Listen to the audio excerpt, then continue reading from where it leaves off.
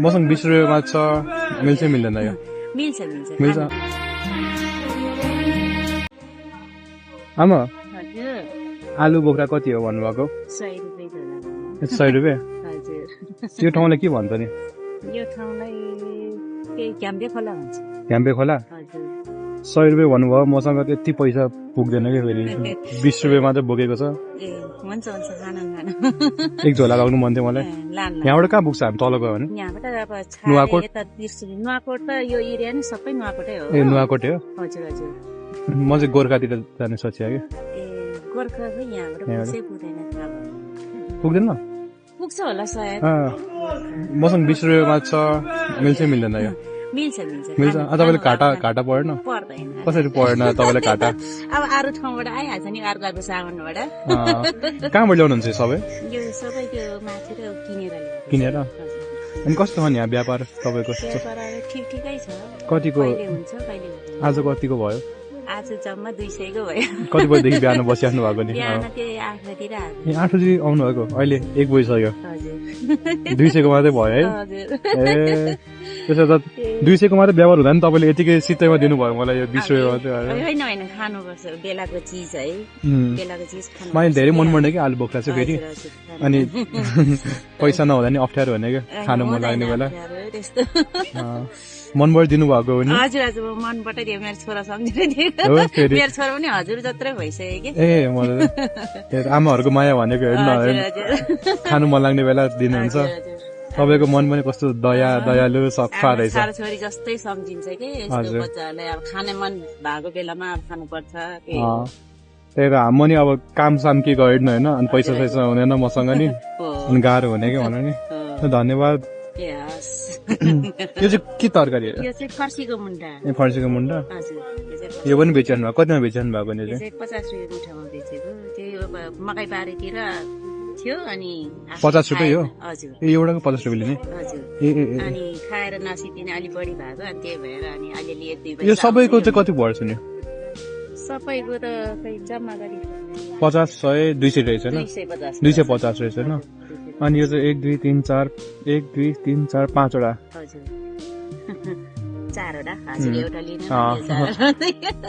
5 अनि 750 अनि त्यसको कति खाने यहाँ त छ कति एउटाको एउटाको 100 रुपियाँ हो यो चाहिँ कतिवटा छ ल कतिवटा छ 1 2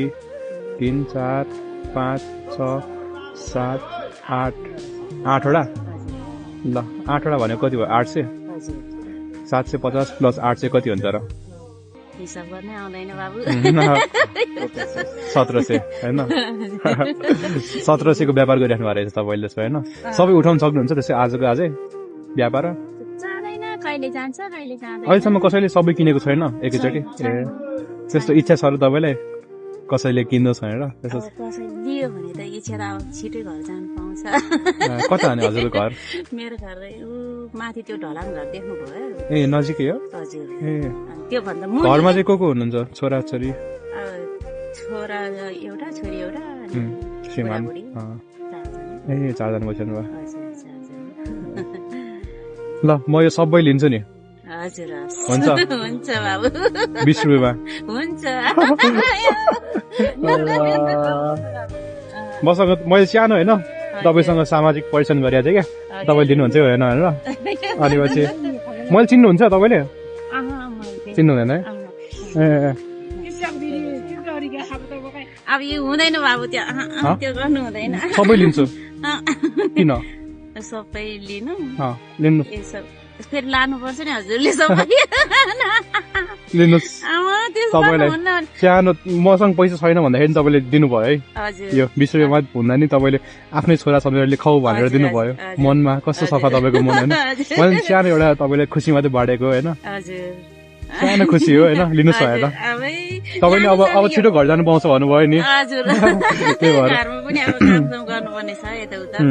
होइन लानु न यो होइन होइन म सबै होइन बरु कसैलाई दिइदिनुहोस् न यहाँ होइन कसैलाई आवश्यकता परेको छ होइन हजुर कसैलाई कोही आउनुहुन्छ नि आपत परेकोहरूलाई होइन मलाई दिइदिनु न ए मिलाएर है अर्को नि खानु न यो पढ्नु यति मात्रै भयो तपाईँको मनबाट होइन खुसी हुनुभयो होइन एकदम खुसी छु ल अर्को पालि फेरि भेटौँला है त्यो ठाउँलाई के भन्छ भन्नुभएको फेरि भन्नु न क्याम्पे खोला भन्छ क्याम्पे खोला हजुर यति मात्र लिन्छु म हैन अर्को लिनु केही पढ्नु मलाई केही पनि पढ्नु यो भिडियो हेर्दा तपाईँको मन छोयो भने आफ्नो प्रतिक्रिया कमेन्टमा लेख्नुहोला अनि यस्तै वास्तविक र मन छुने भिडियोको लागि हामीलाई साथ दिनुहोला। धन्यवाद।